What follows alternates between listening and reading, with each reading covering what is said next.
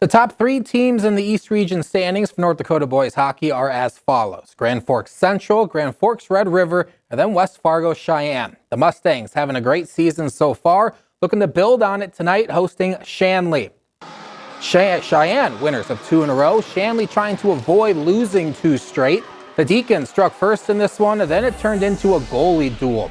Check out the hit by Bennett Benson at the bottom of your screen. Then that leads to a 3-on-1 break for the Mustangs, but Gabriel Smith able to make the stop to keep the Deeks 1-0 lead.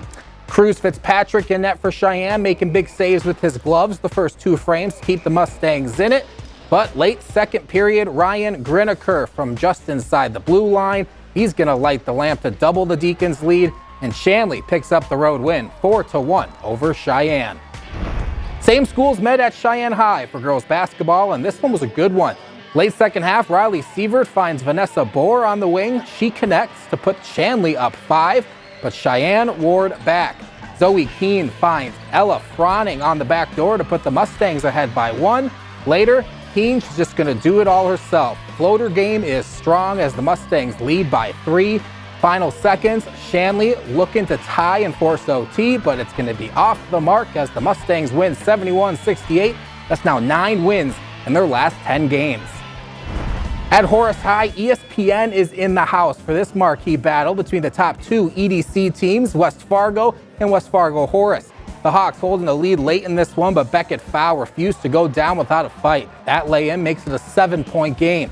Later, what a baseline out of bounds call. Wyatt Knudsen going upstairs for the flush as the Packers continue their run, but the Hawks stayed composed throughout. Carter Evanson finishes inside, and there was just no stopping Owen Terrace in this one. A season-high 27 points for the junior, including this poster layup, we'll call it, to seal the win for Horace.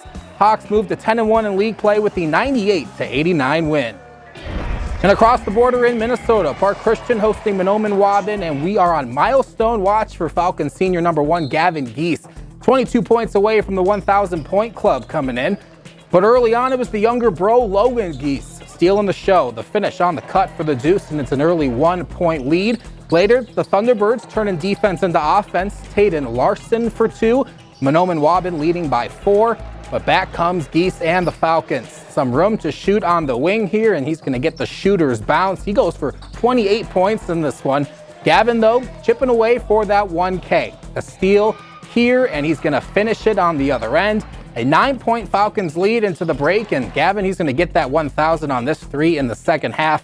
Falcons win at 76-66 to improve to 15-4 on the season. Staying on the hardwood, but in the pros, the Minnesota Timberwolves reportedly participated in a 3-team trade Tuesday with the Detroit Pistons and Chicago Bulls. A part of the deal, the Wolves traded veteran point guard Mike Conley Jr. and a 2026 first-round protected swap.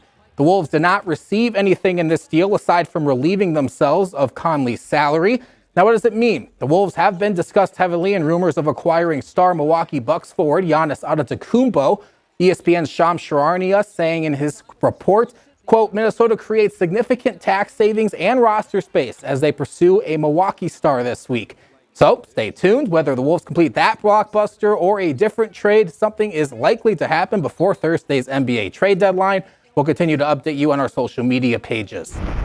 The Wolves next take the floor Wednesday in Toronto. It is the final game for the Wolves before the trade deadline on Thursday. Tip-off against the Raptors slated for 6:30 p.m. That trade deadline, 2 p.m. Central Time Thursday. Will be interesting to see what the Wolves do. All right, thanks, Ryan.